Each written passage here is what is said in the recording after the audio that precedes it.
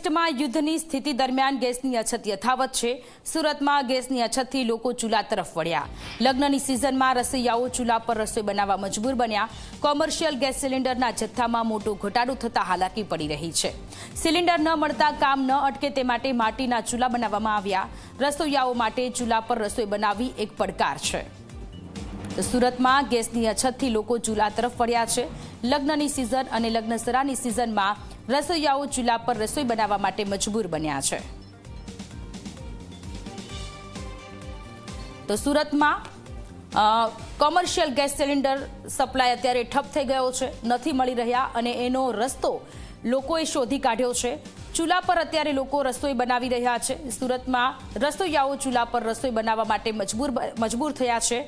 કોલસા અને લાકડાનો ઉપયોગ કરી અને ચૂલામાં રસોઈયાઓ રસોઈ બનાવી રહ્યા છે। આ જે દ્રશ્ય છે લગ્ન પ્રસંગમાં રસોઈયાઓ રસોઈ બનાવતા નજરે પડી રહ્યા છે। સિલિન્ડર ન મળતા કામ ન અટકે તે માટે માટીનો ચૂલો બનાવવામાં આવ્યો અને આ ચૂલા પર અત્યારે રસોઈ બનાવવા લોકો મજબૂર થયા છે, રસોઈયાઓ મજબૂર બન્યા છે।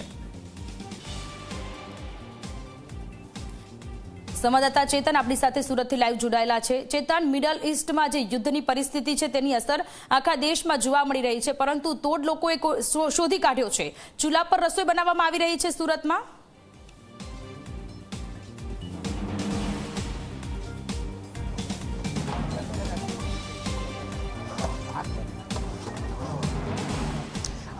જી બિલકુલથી ઉત્તર ભારતીય સમાજ દ્વારા જે સમૂહ લગ્ન છે તેનું 2 મહિના પહેલાં આયોજન હાથ ધરવામાં આવ્યું હતું, પરંતુ હાલમાં જે રીતે યુદ્ધની પરિસ્થિતિનું નિર્માણ થયું છે ત્યારબાદ જે કોમર્શિયલ જે ગેસ સિલિન્ડર છે તેની અછત વર્તાઈ રહી છે। બીજી તરફ 15,000 જેટલા જે લોકો છે તે આજે સમૂહ લગ્નમાં જોડાશે, ત્યારે ખાસ કરીને સિલિન્ડરની જગ્યાએ જે લાકડાનો જે ચૂલો છે તે ચૂલા ઉપર વિવિધ જે વાનગીઓ છે તે અહીં બનાવવામાં આવી રહી છે। સીધા દ્રશ્યો આપ જોઈ શકો છો, 15,000થી વધુ જે લોકો છે ત્યારે આજે સમૂહ લગ્નમાં ઉપસ્થિત રહેશે। તે પહેલા તમામ જે વાનગીઓ છે તે લાકડાના જે ચૂલા છે તે ચૂલા ઉપર બનાવવામાં આવશે। આપણી સાથે અમિત રાજપૂત જોડાયા છે।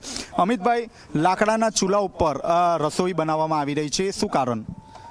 પહેલાં બી વર્ષો પહેલાં બી પરંપરા હતી કે જ્યારે ગેસનું કોઈ જગ્યા કોઈ નામો નિશાન નહીં હતું ત્યારે બી લોકો લાકડાના ચૂલાથી જમણો બનાવીને અને આખા કાર્યક્રમ કરી નાખતા હતા। એટલે ખાડી દેશોમાં યુદ્ધ ચાલવાના કારણે આ 100% અછત થઈ હશે અને કોમર્શિયલ બાટલા મળતા નથી, તો અમે લોકોએ વિચાર્યું કે અમે પાછા જૂની પદ્ધતિમાં પાછા જઈએ અને આ રીતના અમે ખાડા ખોદીને લાકડું મંગાવીને આ રીતના અમે લોકોએ જમણવાર બનાવવાનું ચાલુ કર્યું છે। આ 15,000 લોકોનું રસોડું છે, જેમાં 2 ટાઈપની સબ્જી છે, દાળ છે, ચાવલ છે, પૂરી છે, આ બધી વસ્તુઓ છે અને 51 જોડા છે ઉત્તર ભારતીય સમૂહ લગ્ન દ્વારા। આ બીજી વખત અમે લોકો આ લગ્ન કરી રહ્યા છે, એટલે અછત ઊભી ભલે થઈ પણ અમે લોકો એક છે ને વાત કહેવાય ને કે આપણે જૂના જે છે પદ્ધતિ એને આપણે અવસરને બદલી નાખીએ છીએ આખી વાતમાં।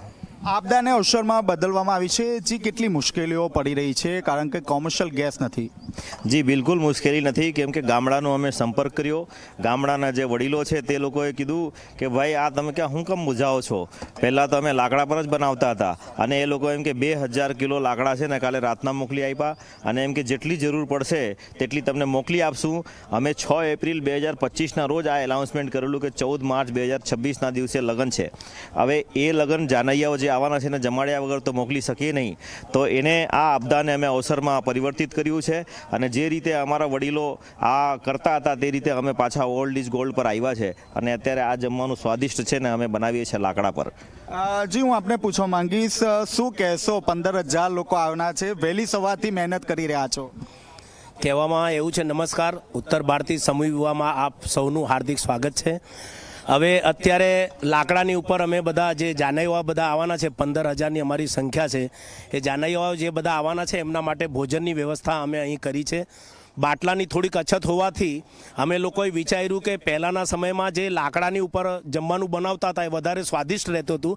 એ મનમાં વિચાર રાખીને અમે લાકડાની ઉપર આજે અમારું આ જમણ જે છે એ બનાવી રહ્યા છીએ અને બધા જે અમારા કાર્યકર્તાઓ છે બધા સાથે મળીને અને આ અમારા જે સમૂહ વિવાહ છે 51 કન્યાઓનું જે વિવાહ ઉત્તર ભારતીય સમૂહ વિવાહ સમિતિ તરફથી જે રાખવામાં આવેલું છે એ જાનૈયાઓ માટે અમે વ્યવસ્થા અહીંયા કરી રહ્યા છીએ। તો આપણે જે રીતે જોયું તે રીતે 51 જેટલા સમૂહ લગ્નનું આયોજન છે 2 મહિના પહેલા આયોજન કરી દેવામાં આવ્યું હતું. જે જાનૈયા છે તે જાનૈયાઓ ભૂખા ન રહી જાય તે માટે અહીં લાકડાનો જે ચૂલો છે તે ચૂલો વાપરવામાં આવી રહ્યો છે. આપ સીધા દ્રશ્યો જોઈ શકો છો. વિવિધ જે વાનગીઓ છે તે વાનગીઓ અહીં બનાવવામાં આવી રહી છે. વહેલી સવારથી જે મહેનત છે તે મહેનત કરવામાં આવી રહી છે. અંદાજિત 8 થી 9 જેટલી જે વાનગીઓ છે તે અહીં જે લાકડાનો જે ચૂલો છે તે ચૂલા ઉપર બનાવવામાં આવી રહી છે. અને મહત્વની વાત છે કે અત્યાર સુધી જે રીતે કોમર્શિયલ ગેસ ઉપર રસોઈ બનતી હતી પરંતુ તેની અછત છે, જેને કારણે ઉત્તર ભારતીયના જે લોકો છે તે લોકો દ્વારા લાકડાનો જે ચૂલો છે તે અહીં વાપરવામાં આવ્યો છે.